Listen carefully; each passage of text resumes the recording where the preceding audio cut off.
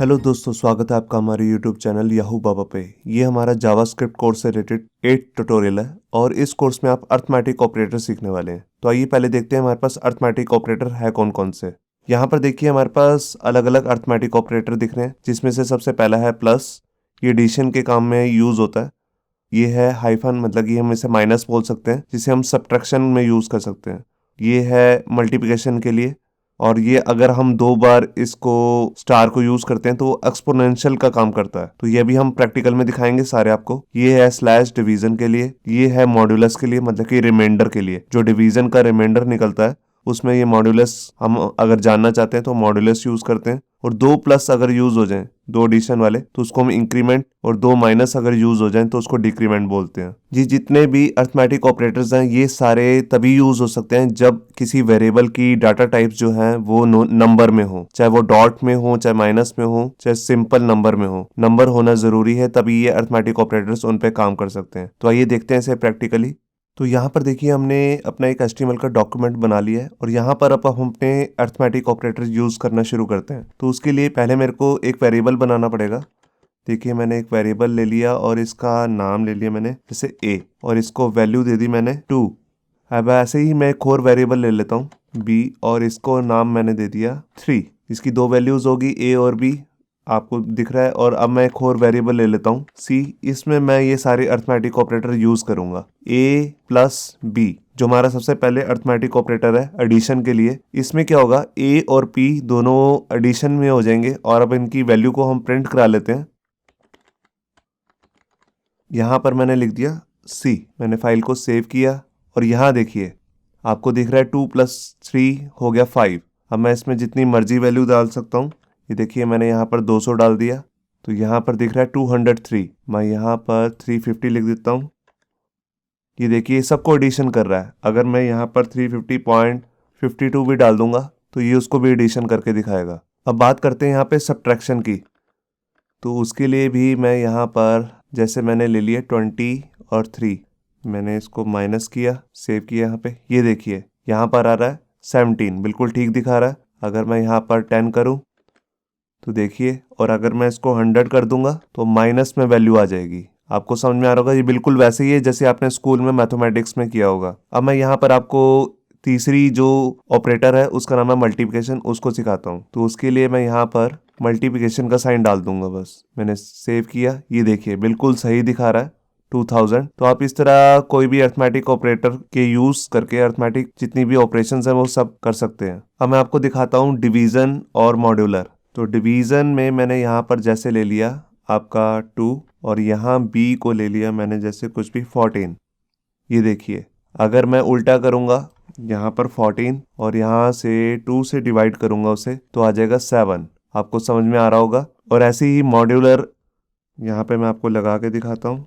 Modular जो है वो रिमाइंडर का काम करता है। जो हम मैथमेटिक्स में रिमाइंडर यूज करते थे उसके लिए यहाँ पे मॉड्यूलस कहते हैं।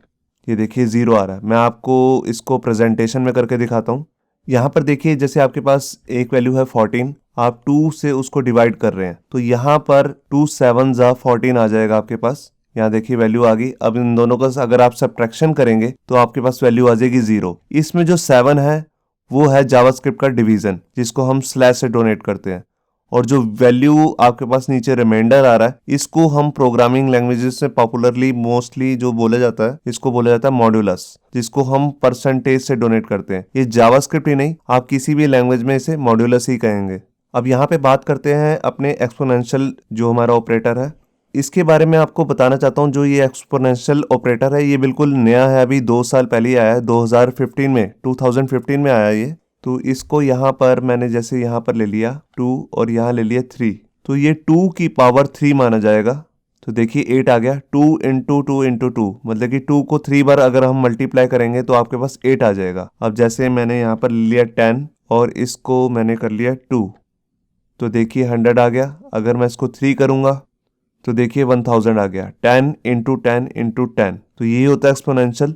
अब मैं लास्ट में आपको बताता हूँ इंक्रीमेंट और डिक्रीमेंट, जो लास्ट के 2 ऑपरेटर्स रह गए हैं, तो उसके बारे में मैं आपको दिखाता हूँ। यहाँ पे मैं c को रिमूव कर देता हूँ और यहाँ पे जस्ट लिख देता हूँ a++। इसका मतलब है a = a+1, मतलब कि a की वैल्यू जो है वो अब बदल चुकी है। अब मैं यहाँ पर अगर a+b करूँगा तो देखिए यहाँ पर 14 आ रहा है ना कि 13। मगर अगर यही मैं लाइन यहाँ से कॉपी करके यहाँ पे डालूँ और इसके बाद यहाँ पर ब्रेक लगा दूँ, यहाँ पर देखिए मैंने फाइल सेव की और ये देखिए यहाँ पर पहले 13 आ रहा है जो 10 और प्लस 3 13, मगर उसके बाद हमने इंक्रीमेंट कर दिया a का। इसका मतलब हो गया a की अब नई वैल्यू हो गई है a is equal to a plus 1। तो यहाँ पर वैल्यू आ गई आपकी 11 प्लस 3, तो वैल्यू होगी 14। ये होता है आपका इंक्रीमेंट। इसी तरह हमारे पास होता है डिक्रीमेंट के लिए, उसके लिए हम माइनस माइनस कर सकते हैं।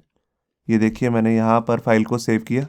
यहाँ पर देखिए पहले वैल्यू आ रही है आपकी 13 और यहाँ पर वैल्यू जो होगी आपकी वो होगी 12। तो आपको दिख रहा है कि इंक्रीमेंट और डिक्रीमेंट किस तरीके से काम करते हैं। ये जितनी भी अर्थमेटिक ऑपरेशंस हैं ये आप ऐसे ही नहीं, आप सिंपल दूसरे विदाउट वेरिएबल भी कर सकते हैं। ये देखिए जैसे मैंने यहाँ लिख लिया 25 प्लस 10, तो देखिए यहाँ पर नीचे 35 प्रिंट हो गया। तो आप ऐसे भी कर सकते हैं इन्हें, या आप वेरिएबल के साथ भी इनको यूज़ करके कर सकते हैं। ये देखिए जैसे मैंने यहाँ पर b प्लस 10 लिख लिया तो नीचे देखिए 13 आ गया।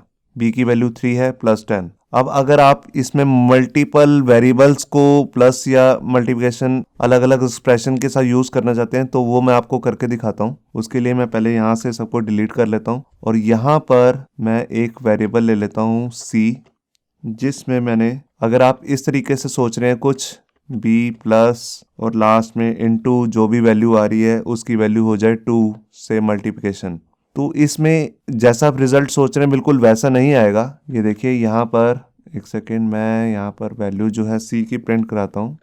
ये देखिए यहाँ पर 16 आ रहा है।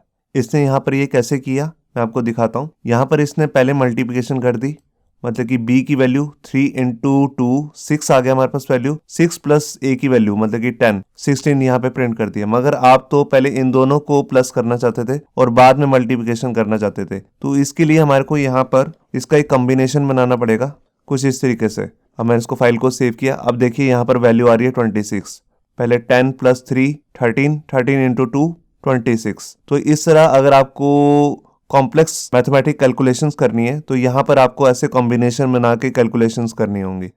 होप सो आपको ये हमारा वीडियो ट्यूटोरियल अच्छा लगा होगा। अगर अच्छा लगा है तो वीडियो को प्लीज़ लाइक करना मत भूलिए। अगर आप ऐसे ही रेगुलर अपडेट्स चाहते हैं तो हमारे चैनल याहू बाबा को सब्सक्राइब करना मत भूलिए। Thank you.